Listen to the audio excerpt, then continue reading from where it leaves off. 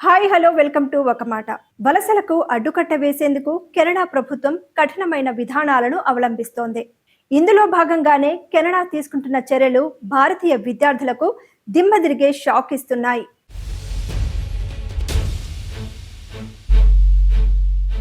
Canada ప్రభుత్వం అంతర్జాతీయ విద్యార్థులకు జారీ చేసే స్టూడెంట్ పర్మిట్లలో వరుసగా ఈ ఏడాది కోతపడిన విషయం తెలిసిందే.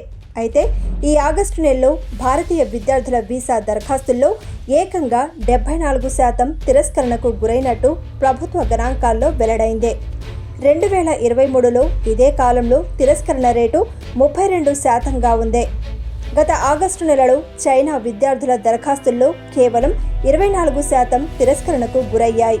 మొత్తంగా చూస్తే మాత్రం ఆగస్టులో సుమారు 40% మంది అంతర్జాతీయ విద్యార్థుల వీసా దరఖాస్తులను కెనడా ప్రభుత్వం తిరస్కరించింది. భారతీయ విద్యార్థుల వీసా దరఖాస్తుల్లో కూడా కోతపడినట్లు ప్రభుత్వ లెక్కలు చెబుతున్నాయి. 2023 ఆగస్టులో 20,900 మంది భారతీయ విద్యార్థులు దరఖాస్తు చేసుకోగా ఈ ఏడాది ఆ సంఖ్య ఏకంగా 4,515కు తగ్గింది.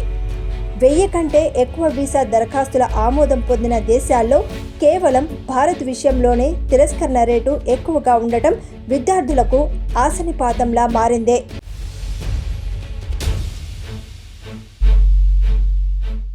భారత్ కెనడాల మధ్య ఉద్రిక్తతలు తగ్గించేందుకు ఇటీవల ప్రయత్నాలు జరుగుతున్న తరుణంలో వీసా తిరస్కరణల అంశం ఇప్పుడు ప్రాధాన్యతను సంతరించుకుంది.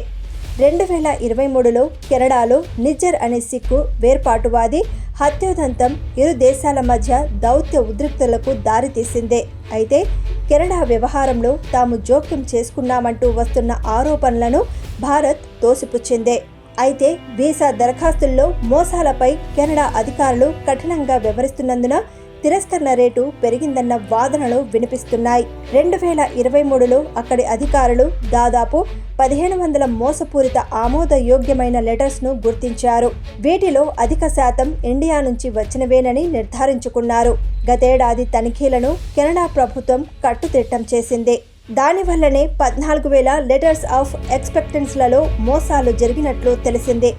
అసలు ఈ లెటర్లను విదేశీ విద్యార్థులకు అడ్మిషన్ ఇచ్చినట్టు కెనడాలోని విద్యాసంస్థలు జారీ చేస్తాయి. అది ఉంటేనే విద్యార్థి వీసా మంజూరవుతుంది. అయితే భారతీయ దరఖాస్తుల్లో కొన్నింటికి ఫేక్ లెటర్స్ను జత చేసినట్టు అధికారులు గుర్తించి వాటిని తిరస్కరించారు. భారతీయుల తిరస్కరణ రేటు ఎక్కువగా ఉండటంపై కెనడా ప్రభుత్వం స్పందించింది.